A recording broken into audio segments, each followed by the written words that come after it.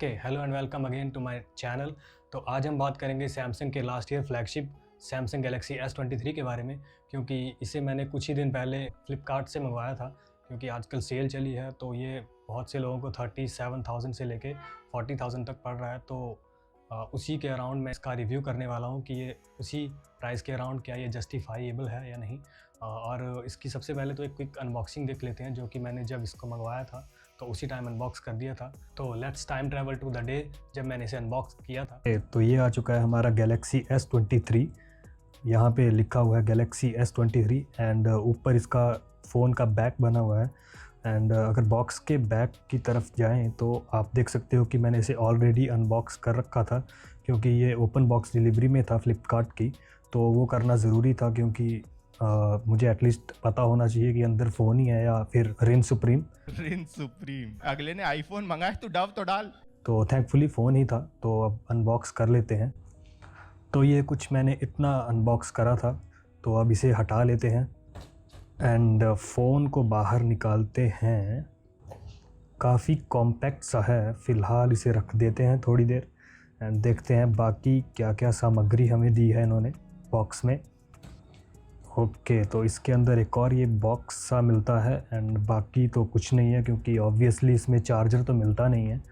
तो सबसे पहले ये कुछ पौराणिक ग्रंथ हैं, इनको तो फ़िलहाल हटा देते हैं। एंड ये है type C to type C cable black. And इसके अलावा सिर्फ ये सिम इजेक्टर टूल है एंड बस कुछ इतना सा ही होता है इसमें। तो अब आ जाते हैं अपने स्मार्टफोन की तरफ एंड करते हैं इसे पील of. Super cute and compact, wow. तो अब कर लेते हैं इसे बूट एंड ये आ गया हमारा सैमसंग गैलेक्सी का लोगो। एंड अब मैं आपको मिलूँगा कुछ दिनों बाद इस फ़ोन के रिव्यू के साथ, तो स्टे ट्यून्ड। ऑलराइट, तो अब इसे यूज़ करते हुए मुझे 5 से 6 दिन हो चुके हैं एंड मेरे को ये अराउंड 38,000 पड़ा था। और इसका चार्जर मैंने अलग से बाय किया था, क्योंकि जैसे मैंने बताया कि इसका चार्जर बॉक्स में नहीं मिलता है, तो वो भी मेरे को 1,000 का पड़ा था। तो ये भी आपको पता होना चाहिए, अगर ये इसको बाई करने का आप सोच रहे हो तो इसका चार्जर आपको लगभग 1,000 का अलग से ख़रीदना पड़ेगा, जो कि 25 वाट है। ओके, तो अब आ जाते हैं इस फ़ोन के रिव्यू की तरफ। क्योंकि इस वक्त अमेज़ॉन और फ्लिपकार्ट की सेल्स चली हैं, तो इन सेल्स में आपको 40,000 के करीब ही मिलेगा लगभग दिवाली तक। तो उसी के अकॉर्डिंग मैं इसको जज करूँगा दैट ये आपको लेना चाहिए या नहीं। तो शुरू करते हैं इसका रिव्यू। तो सबसे पहले शुरू करते हैं इसके फ्रंट से, यानी कि इसकी डिस्प्ले से। तो अगर इसकी डिस्प्ले की बात करें तो ये आती है 6.1 inch 120 hertz HDR10+, 1750 nits peak brightness, gorilla glass Victus 2 के साथ। अब डिस्प्ले तो बहुत प्यारी है इसकी, क्योंकि सैमसंग की डायनामिक एमोलेड 2x पैनल है ये। तो कलर्स तो बहुत ही प्यारे आते हैं इसमें एंड बेजल भी बहुत ही सिमेट्रिकल एंड क्लीन मिलेंगे। So it's a premium display, जो कि 60 से 70,000 के फ़ोन्स में आपको मिलेगी, क्योंकि ये लास्ट ईयर का फ्लैगशिप है, जो कि लॉन्च भी 70 से 75,000 के करीब हुआ था। तो डिस्प्ले के मामले में आपको इसके कोई भी दिक्कत नहीं होगी। अब क्योंकि इसमें 1750 निट्स की पीक ब्राइटनेस मिलती है, तो आपको इसको डायरेक्ट सनलाइट में या हार्श सनलाइट में यूज़ करने में भी कोई दिक्कत नहीं आएगी, क्योंकि मैंने खुद इसमें बहुत सारी पिक्स ली हैं डायरेक्ट सनलाइट में और मेरे को इसमें विजिबिलिटी में कोई भी दिक्कत नहीं आई थी। ऑल्सो इसमें आपको अल्ट्रासोनिक फिंगरप्रिंट सेंसर मिलता है, जो कि ज़्यादा एक्यूरेट होता है नॉर्मल ऑप्टिकल फिंगरप्रिंट सेंसर से। अब क्योंकि इसमें अल्ट्रासोनिक फिंगरप्रिंट सेंसर मिलता है, दैट मीन्स कि अगर आपकी फिंगर्स ऑयली या वेट हैं, इवन देन ये आपके फ़ोन को ईजिली अनलॉक कर देता है। ऑल्सो इसमें आपको IP68 की रेटिंग मिल जाती है, यानी कि ऑलमोस्ट इसको आप वाटर प्रूफ बोल सकते हो। लेकिन ध्यान रहे कि कोई भी स्मार्टफोन कंपनी वाटर डैमेज का वारंटी आपको कभी भी नहीं देती है। तो इवन अगर आपका फ़ोन वाटर रेजिस्टेंट है या IP68, IP69 कोई भी आपको इसकी रेटिंग मिलती है, खुद से कभी भी अपना फ़ोन पानी में ना लेके जाएं, क्योंकि आपको इसकी किसी भी तरह की वारंटी कभी भी नहीं मिलेगी, चाहे वो आपका सैमसंग का ब्रांड हो या फिर कोई आईफोन या कोई भी अदर ब्रांड। बाकी HDR10+ की डिस्प्ले है, तो इसमें आपको बहुत ही अच्छा मीडिया व्यूइंग एक्सपीरियंस मिल जाता है। और बाकी इसमें नेटफ्लिक्स में भी HDR10 का आपको सपोर्ट मिल जाता है। एंड इसके जो स्पीकर्स हैं वो बहुत टाइनी से हैं, लेकिन बहुत ही अच्छा and rich and loud sound करते हैं। सो इसके नीचे यहाँ मिल जाता है टाइप सी पोर्ट, जो कि USB 3.2 वाला है। बट अगर आप इसका 256 GB वाला वेरिएंट लेते हो तो आपको उसमें USB 4.0 मिलती है, जो कि इससे डबल फास्ट स्टोरेज होती है। लेकिन इस प्राइस के अकॉर्डिंग ये भी 3.0 भी काफ़ी अच्छी ऑप्शन मिल जाती है, क्योंकि बाकी स्मार्टफ़ोन इस रेंज में आपको USB 2.0 देते हैं, तो 3.2 उसके हिसाब से काफ़ी अच्छा है। अब अगर बात करें इसके सिम कार्ड की, तो आप या तो इसमें डुअल सिम कार्ड यूज़ कर सकते हो, डुअल फिजिकल सिम कार्ड, या फिर आप इसमें एक फिजिकल सिम और एक ई सिम भी डाल सकते हो। तो अब आ जाते हैं इसकी साइड की तरफ। तो इसकी साइड में आपको मेटल फ्रेम मिलती है, यानी कि प्रॉपर आपको मेटल की, एल्यूमिनियम की फ्रेम मिलती है। ये काफ़ी ड्यूरेबल भी है। एंड अब अगर चले इसके बैक की तरफ, तो यहाँ आपको ग्लास मिल जाता है प्रॉपर, यानी कि गोरिल्ला ग्लास विक्टस 2। तो इसकी प्रोटेक्शन आपको मिल जाती है जो कि बहुत ही ड्यूरेबल है। एंड इसका जो फिनिश आपको मिलता है वो मैट काइंड ऑफ फिनिश मिलता है। ओके, तो अब बात कर लेते हैं इसके कैमरा सेटअप की, जो कि आपको प्रॉपर फ्लैगशिप सेटअप मिलता है। तो फर्स्ट प्राइमरी कैमरा आपको 50 मेगापिक्सल का मिलता है विद OIS, देन 12 मेगापिक्सल का ultra wide, and then 10 megapixel का 3x टेलीफोटो सेंसर है, जिसमें आपको OIS मिल जाता है। एंड आल्सो इसके फ्रंट में 12 मेगापिक्सल का सेल्फी कैमरा भी है। अब इसके रियर मेन कैमरा से आप 8K 30 FPS तक की वीडियो शूट कर सकते हैं, जो कि बहुत ही अच्छी लगती हैं। अब इसकी एक और अच्छी बात यह है कि आप इसके चारों सेंसर से आप 4K 60 FPS तक की वीडियोस शूट कर सकते हैं, जिनकी क्वालिटी बहुत ही अच्छी निकल के आती है। बट हाँ, आप 4K 60 FPS शूटिंग के दौरान लेंसेज में स्विच नहीं कर सकते हो। ऑल्सो इसमें आपको बहुत ही प्यारा पोर्ट्रेट वीडियो का ऑप्शन भी मिल जाता है, जो कि आपकी वीडियो में बहुत ही सिनेमैटिक लुक ला के देता है। ओके, तो बात कर लेते हैं इसके फ़ोटोज़ की। तो डे लाइट में आपको इसके बिल्कुल फ्लैगशिप लेवल के फ़ोटोज़ मिलते हैं, जिनमें आपको crisp details, great dynamic range, punchy colours मिल जाते हैं। ऑल्सो अल्ट्रा वाइड में भी आपको काफ़ी अच्छे फ़ोटोज़ मिल जाते हैं, जिसमें आपको काफ़ी अच्छा फील्ड ऑफ व्यू मिल जाता है एंड अच्छी डिटेल्स एंड कलर्स भी मिलते हैं। ऑल्सो पोर्ट्रेट्स के मामले में मेरा फेवरेट तो सैमसंग ही है, क्योंकि बहुत ही अच्छा पोर्ट्रेट कटआउट एंड ब्लर इसमें आपको मिलता है।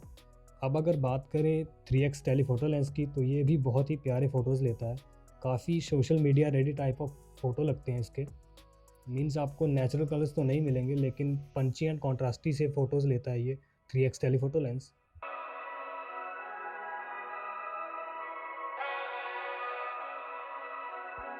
अब अगर बात करें सेल्फ़ी कैमरा की, तो ये भी काफ़ी अच्छी डिटेल्स कैप्चर करता है, काफ़ी एक्यूरेट स्किन टोन्स, अच्छी डिटेल्स, एंड इसका जो सेल्फ़ी कैमरा है वो मुझे सबसे बेस्ट लगता है इस प्राइस रेंज में।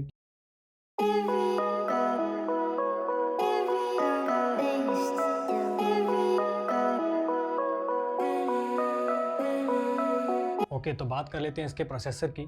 तो इसमें आपको मिलता है स्नैपड्रैगन 8 Gen 2 फॉर गैलेक्सी, जो कि 8 Gen 2 का स्लाइटली ओवरक्लॉक्ड वर्जन है। तो ये आपको एंट्रोटू पे 14 लाख से ऊपर का स्कोर ला के देता है, जो कि काफ़ी अच्छा है इस प्राइस के अकॉर्डिंग। लेकिन स्टिल ये गेमर्स या हार्डकोर गेमर्स के लिए नहीं बना है। इनफैक्ट कोई भी कॉम्पैक्ट फ़ोन हार्डकोर गेमर्स के लिए नहीं होता है, क्योंकि ये जल्दी हीट कर जाते हैं।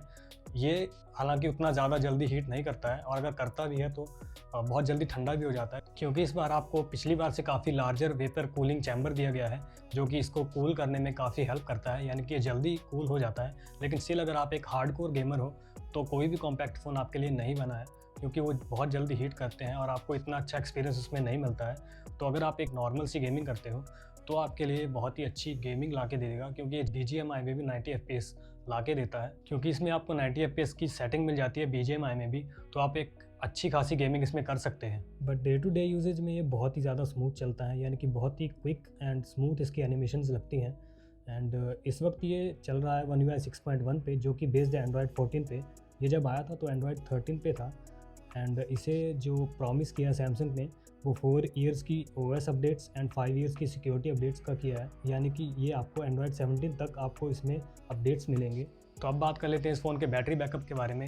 अब इसमें 3900 mAh की बैटरी दे रखी है, एंड लोगों के दिमाग में ये बहुत डाउट रहता है कि इतनी कम बैटरी mAh दे के क्या इसका बैटरी बैकअप अच्छा रहेगा। तो मैंने S21 और S21 FE यूज़ कर रखे हैं, तो उसका जो बैटरी बैकअप होता था वो बहुत बेकार होता था, तो मेरे को बहुत ही कम SOT मिलता था। लेकिन इस बार आपको इसमें 3900 mAh बैटरी मिल जाती है, जो कि पिछली बार के S22 से 200 mAh ज़्यादा है। लेकिन स्टिल अगर हम बात करें इसके आइडल ड्रेन की, तो ओवरनाइट मेरे को इसमें 5 से 6% तक का आइडल ड्रेन मिला है। लेकिन उसमें भी इसका ऑलवेज ऑन डिस्प्ले ऑन था, और इसका वाईफाई भी ओवरनाइट ऑन ही था। जबकि इसको कंपेयर किया जाए एप्पल के साथ, तो उसमें आपको 2 से 3% तक का ही आइडल ड्रेन मिलता है। लेकिन उसके पीछे भी 2 रीज़न्स हैं, क्योंकि उसमें आपको ऑलवेज ऑन डिस्प्ले नहीं मिलता है बेस मॉडल्स में। एंड सेकंड, जो एप्पल की जो ऑप्टिमाइजेशन होती है, बैटरी ऑप्टिमाइजेशन, वो बहुत ज़्यादा अच्छी होती है। एंड अगर हम बात करें इसके SOT की, यानी कि स्क्रीन ऑन टाइम की, तो मेरे को इसमें 5 से 5.5 घंटे का स्क्रीन ऑन टाइम मिला है मीडियम यूजेज में। तो अगर आप एक नॉर्मल यूज़र हैं यानी कि मीडियम यूज़र हैं तो आपको इसका काफ़ी अच्छा बैटरी बैकअप मिलेगा। लेकिन अगर आप एक हैवी यूज़र हैं यानी कि आप एक गेमर हैं तो आपको इसका बैटरी बैकअप कम लग सकता है। यानी कि अगर आप एक मीडियम यूज़र हो तो ये आपको एक पूरा दिन निकाल के दे सकता है।